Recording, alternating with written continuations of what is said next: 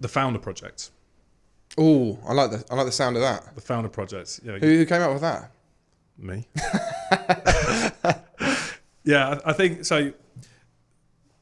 We are now 1 year old, We are. and we're now in a position, thankfully, where we put the hard work in to cement ourselves as a business that survived. I think it's fair to say, and we're looking to grow. So we have created a scheme that, interestingly, has come from one of my darkest moments. This is good. One of my darkest moments in life, and I'm going to tell a little story here around from the age of 14 or so. I've been obsessed with business, with making money, with progressing, and for about 12 years, I did not know that pretty much all of my actions were being guided via ego, which sounds really odd. But essentially, I went. I can definitely vouch for that. You can. I've been someone that's every time I set myself a goal, I hit that goal, I reach that destination, and happy, sad, new goal, love the process, reach it, sad, and amazingly, it took me going to America to pursue a new business idea, which was going to be all around scale, unicorn type idea, and being alone on the other side of the world for a long period of time, where your phone wasn't buzzing, people weren't texting me, they were all asleep. This is when I thought I was going to lose Joe. He did. I nearly left Placeable in the pursuit of greatness. And what was amazing about a 4-day meltdown that I had, I walked about 60 miles around San Francisco in 4 days, was I started to pose myself the question of what actually makes me happy. It's a bit like what I spoke earlier around the candidate piece. What actually makes me happy? What are the things that give me a true sense of joy rather than what I perceive joy is, i.e. money, status, power. And what I discovered was that I'm happiest when I help other people, when I see other people succeed and I've had a hand in helping them. And that's not necessarily helping everyone on a grand scale, but those one-on-one connections that you build with people. So the other part of that is, of course, entrepreneurship. The things that Toby's been obsessed with starting a business since you got into recruitment, pretty much. You've always said that you want to do it, you want to go at it alone. Yeah. And that was something that, again, I had a passion for. So the Founder Project, essentially, with that context in mind, is a pioneering scheme where we will employ people for 3 years for a structured 3-year training program, which will be designed to build all the skills, all the attitudes, all the behaviors that you need to be a successful founder. I have started a business, I have failed a business miserably, and I know how bad that is, and I know exactly what I needed to do this time. So talk me through, you said a structured 3-year program. What's structured about it? Essentially, when you look at And why? why, well, I'll start with why. When you look at Gen Z, when you look at a millennial, really, you want a plan. You want to know where you're going to be at some point in time. You don't want this wishy-washy, in 3 years you're going to be a business owner. How am I going to get there? That's really, really important for young people. If you look at academics and education, you're spoon-fed. You're told this is what you're going to learn. This is the chapter 1, chapter 2, chapter 3, do your exam pass. When you enter the world of work, it's a completely different ballgame, is the truth. You don't have someone that's holding your hand and guiding you. You need to work out how to do it yourself. So this ultimately comes down to behaviours for me.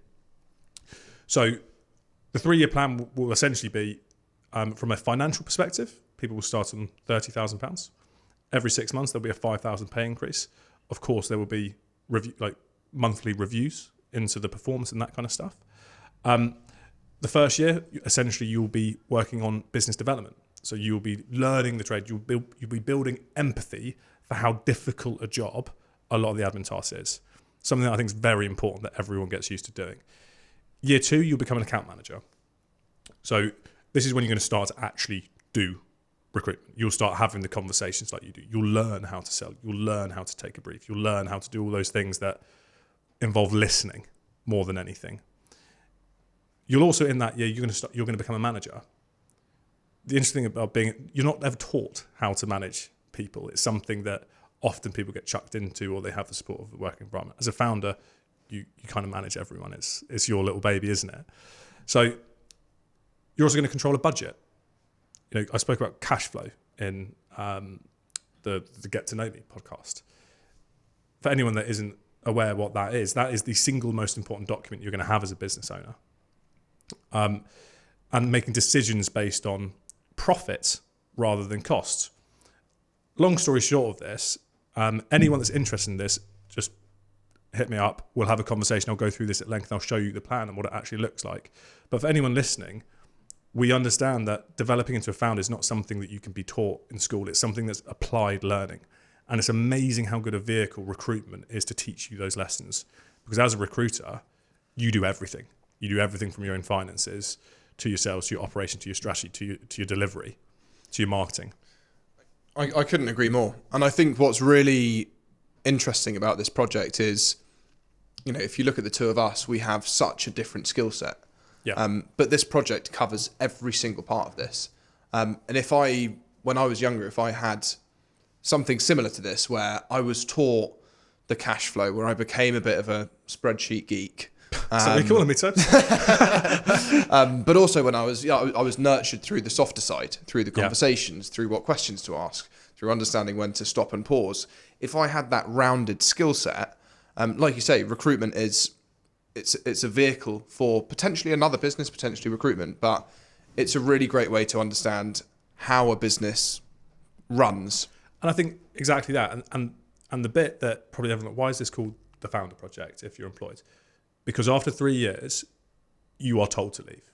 You have built the skills. You will be equipped to be successful. But you will have a 6-month period where you work in an incubator. You'll receive funding from us directly to help you get going, as well as the safety blanket of knowing that you and I, as well as any other investors that want to come on, are going to be behind them, supporting them in a safe environment. But they'll be equipped with the skills to do it successfully, unlike I was when I first started.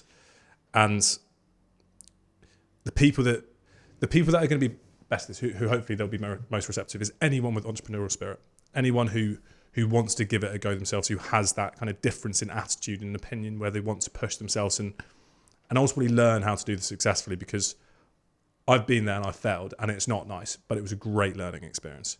We want to create that exact learning experience, but in a safe environment. Yeah, I think it's really unique as well, and I think, like you say, for young people who've been in such a structured life up until now, it is scary going into the professional world, because you're chucked in the deep end, right? And to have a really clear plan, and to know that, you know, in month 1 this is where you're going to be, in month 6 this is where you're going to be, and actually 3 years in the grand scheme of things, that's a really short period of time. You know, graduates coming out at 21, 22, 23, in 3 years they're only going to be slightly over, you know, around about the age of 25. But the learning within that period is what's going to really prepare them for whatever their future is as a founder. Without a doubt, learning is the big thing here. I think the important point to raise on this is that the intention to teach you from you and I is there for the right reasons, not the wrong reasons.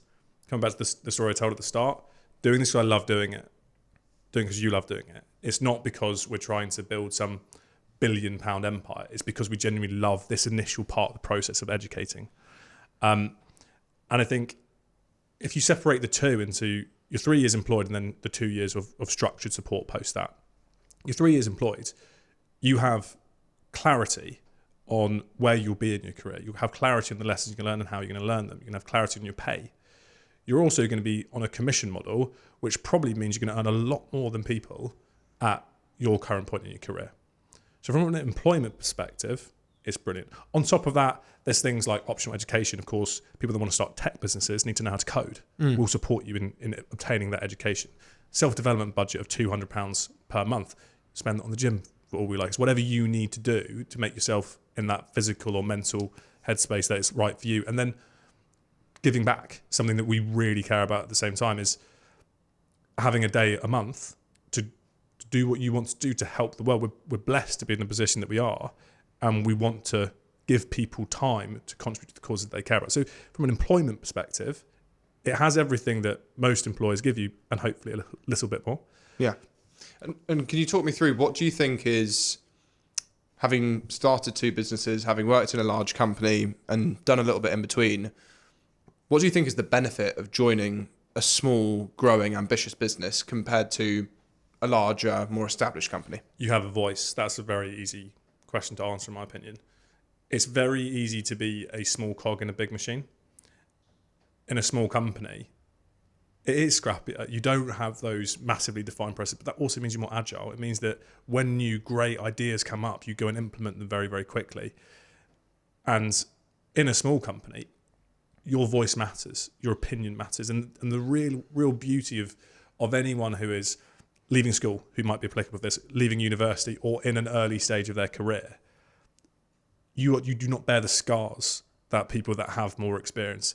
I'm only 26, but I feel like I bear a lot of scars from when I failed my own business and when I worked in a corporate. Those fresh ideas are what keeps businesses going, and that voice that you have is the big thing for me. I think for me, to answer my own question, I think in a small business, you learn such a broader base of skills. And that's so important when you're young and you're unsure of what you want to do, because getting exposure to all different parts of that business, understanding what a cash flow looks like, understanding what a sales, even just, the simple things like a sales script for an email, a sales script for a call, how to run a meeting, how to set an agenda for a meeting, how to negotiate a deal. You're getting experience from everything from start to finish. Some of those things you're going to really love and others you're not. But in larger companies, I think whilst there's so many benefits to working for larger companies, it is naturally far more segmented. And that's the nature of larger businesses. And you can become an expert in something, quite narrow, which is fantastic in some ways. But I think personally, and in my experience from when I was young, was getting a taste for everything allowed me to understand, I don't really like that so much, but that's really cool. That's really interesting. Actually, I'm quite good at that. So let me focus in and hone in on what I'm really good at. Exactly that. And we talk a lot about founder mindset versus employee mindset.